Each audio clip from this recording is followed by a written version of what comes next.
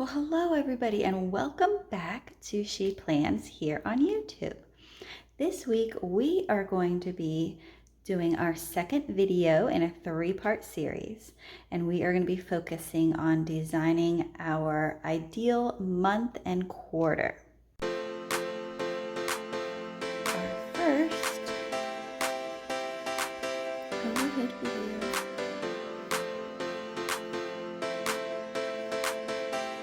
So, you're ready to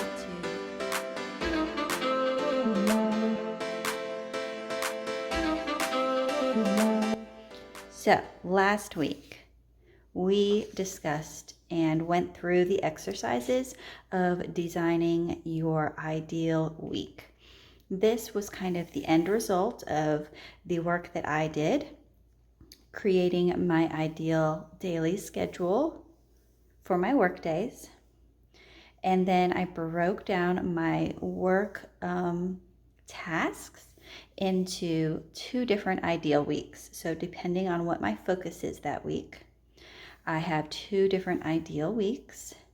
And then personally, a cleaning schedule with my girls, and I broke that down into weekday cleaning schedule. So this was the end result of last week's video for me. If you haven't started with the series, last week's video is the perfect place to start. So please go back to my ideal work week and take a look at that.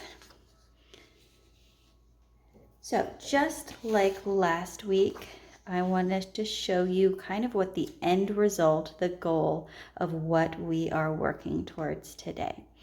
So this here is my ideal month when it comes to my work schedule. So I pulled out my work from kind of my overall ideal week and broke it down so that I have actionable steps and a plan to facilitate each month.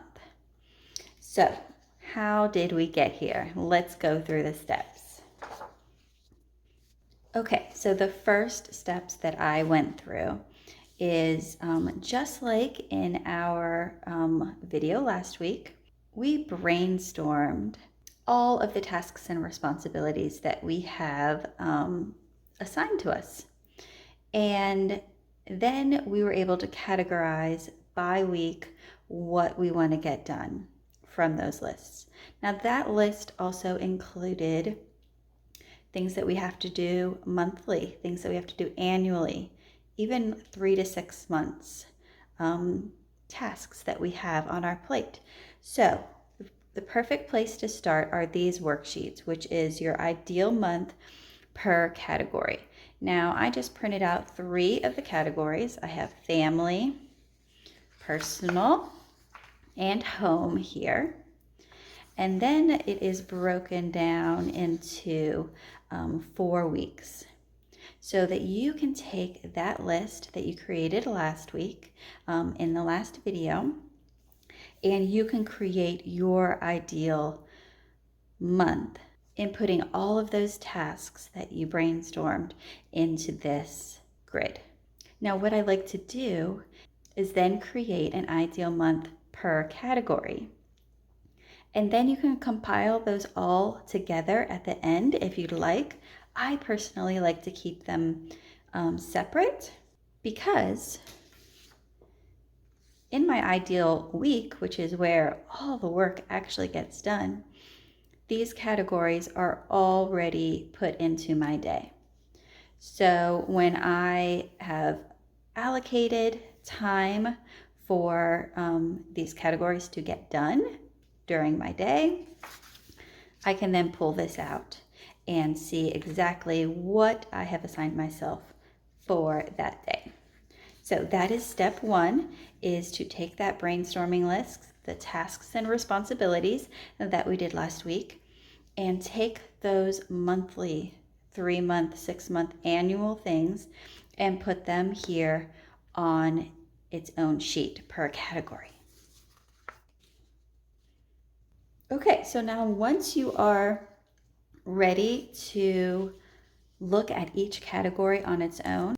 I'm going to take my work responsibilities as an example just to show you, but this works with any category that you worked with. Your family category, you could have 3 goals per quarter of what you want, activities that you want to do together, experiences that you want to have.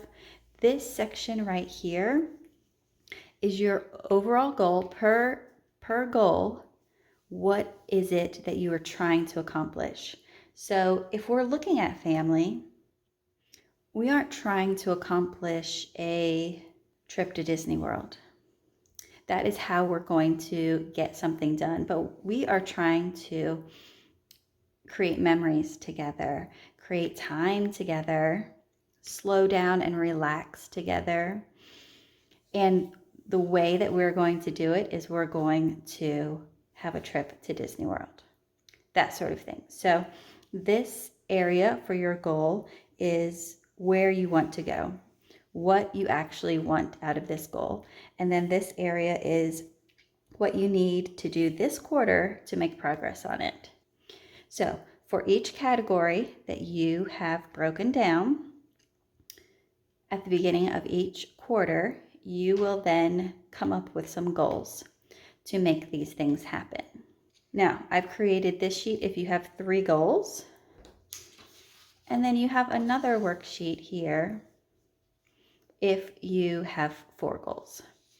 I would not create any more than 4 goals. Even 3 goals can be a bit much for a quarter, but you can be wrapping one up and starting to focus on these 2 during those 3 months.